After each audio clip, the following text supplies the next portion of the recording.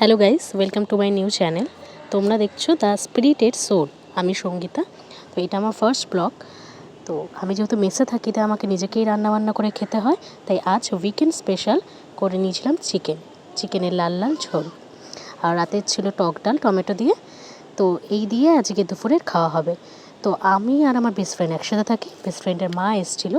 তো এই দেখো আন্টি চিকেনের ঝোলটা কীভাবে বার করছে, দেখে এত লোভনীয় লাগছে যে স্নান না করেই আগেই খেতে বসে পড়লাম।